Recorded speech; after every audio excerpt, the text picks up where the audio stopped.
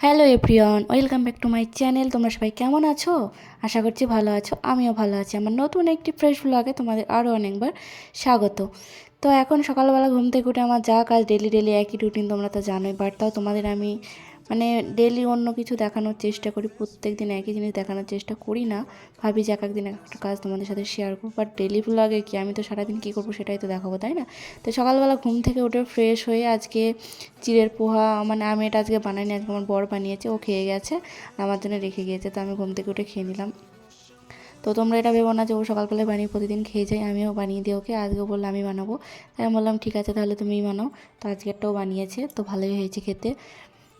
তো এটা খেয়ে আমি রান্না বসিয়ে দেবো। রান্না বসিয়ে তাছাড়া আজকে আমাদের বাড়িতে গেস্ট আসবে কিছু।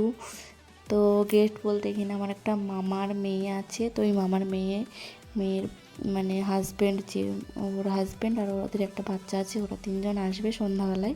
আজকে যেহেতু সানডে, তো সেই জন্য আজকে আসবে। ওদেরও ছুটি আছে, বাট আমার বরের কোনো ছুটি থাকে না, কোনো সানডে ফান্ডে লাগে না, ওর ওর কোনো দিনই কোনো ছুটি নেই।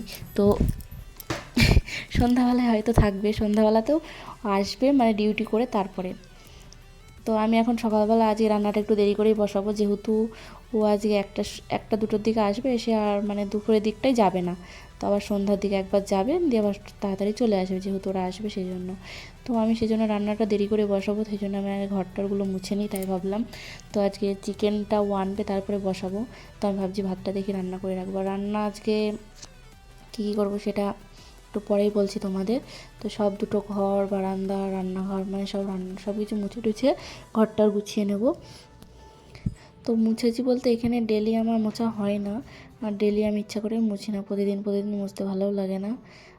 দুটো তিনটে ঘর, রান্নাঘর, বারান্দা তো এক দিন মুছি, ডেলি দুবার তিনবার করে ঝাড় দিই, সেজন্য ব্যাস এটাই, তাছাড়া কিছুই করি না। তো সেই জন্য এখন ঘরটারগুলো মুছে নিই, তারপরে রান্নাঘরে যাব, দিয়ে রান্না বসাবো। তো আমার বরটা একটু পরেই আসবে, সেই জন্য আমি ভাবছি একটু রান্না দেরি করে বসাবো। এখন প্রায় 12টা বাজতে চললো, রান্না এখনও বসাইনি। ও এসে দেখে আবার কী খাবে, খাওয়ার জন্য তাড়াতাড়ি করবে, দেখে ও একটু অন্য কিছু বানিয়ে দেবো, এখন খেয়ে নেবে। তো রান্না করে খেতে খেতে আজকে অনেকটা বেলা চলে যাবে। ও যেহেতু যাবে না, সেই জন্য আমি আজকে লেট করে বসাচ্ছি।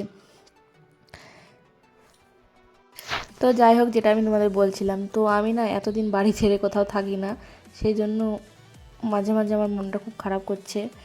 বাড়ি ছেড়ে তো দূরের কথা, আমার বিয়ে হয়েছে আমার বাড়ির কাছেই, পাশেই 5 মিনিটের রাস্তা।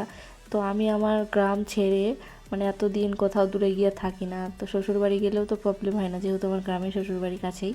তো সেই জন্য আমি দূরে কোথাও থাকি না, এই প্রথমবার কোথাও এসে আমি এতদিন আছি।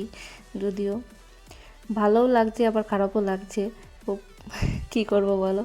তো এইভাবে মানিয়ে গুছিয়ে নিয়ে চলতে হচ্ছে। তো যাই হোক, আমি ঘরটর মুছে স্নান টান সেরে রান্নাবান্না বসিয়ে দিয়েছিলাম, রান্নাবান্নাও করে ফেললাম। তোমাদের দাদাভাইও চলে এসেছে, তো ও শুধু আমাকে হেল্প করে, দুজনে মিলে রান্না করলাম। তারপর আমি এদিকে বিছানাটা গোছাচ্ছি, জামা কাপড়গুলো গোছাচ্ছি।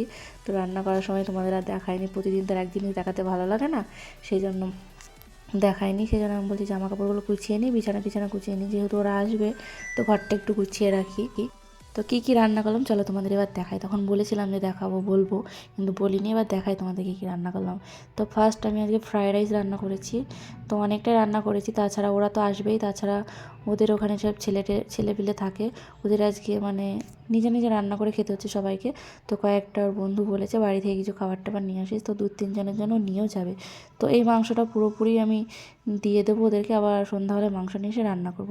তো ফ্রায়েড রাইস, চিকেন কষা, আর যে চাটনি, আর বেগুনিও করেছিলাম, বেগুনিটা পাশে ছিল, দেখানো হয়নি। তো এই রান্না করেছি। এই মাংসটা ওদের জন্য দিয়ে দেবো। তো আবার সন্ধ্যাবেলায় যে মাংসটা আনবে সেটা আবার রাত্রিতে সবার জন্য হবে। তো সন্ধ্যাবেলায় আমি একটু বাইরে দাঁড়িয়েছিলাম, ও গিয়েছিল, বললাম ডিউটিতে যাবে, আবার চলেও এসেছে। তো এসে একটু ওই যে ওটা কিনেছে, সেদিন দেখলে ওটা কিনেছে, ওটা তো আমি গান চালাতে দিইনি, আমার রাগ হয়েছিল সেই জন্য। তো আজকে অনেক কদিন পর গানটা চালাতে দিয়েছি, তারপর নাচ করছে। তো জাস্ট এখনই আসলো, আর যে গেস্ট আসার কথা ছিল ওদেরকে ফোন করলাম, ওরা বললো একটু পরে যাচ্ছি। তো বলছে আমি একটু নাচ করি, এটা তো চালিয়ে তুমি আমাকে গানই শুনতে দিলে না। তো একটু নাচ করছে, বাট আমি গানটা সাউন্ডটা দিইনি, কেননা কপিরাইট আসবে সেই জন্য। তো নাচ একটু দেখো তোমরা, ঠিক আছে?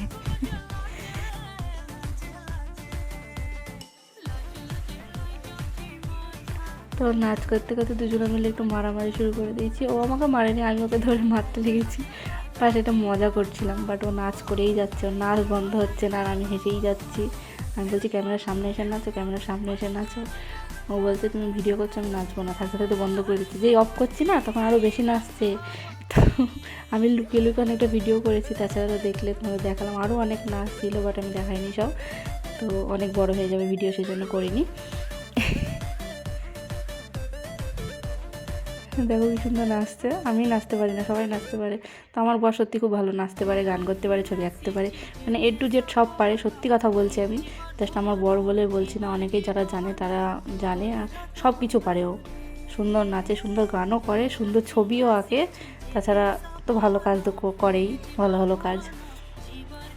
তো আমি বলছি তুমি, ওকে একটা কাজ দিয়েছি, কাজটা করো, তারপরে তুমি নাচবা। ও বলে না, আমি ওকে নাচ করবো। আমি বললাম ঠিক আছে, তাহলে নেচে নাও। আমরা তো ওরা এখনই চলে আসবে, তুমি যে কাজটা দিয়েছি সেই কাজটা করে নাও। তো অনেক বলার পর গেল কাজটা করতে। তো ফাইনালি ওরা চলে এসেছে, এবার ওদের খেতে টেতে দেবো। চলো ভিডিওটা এখানে শেষ করছি, দেখা হবে পরের ভিডিওতে।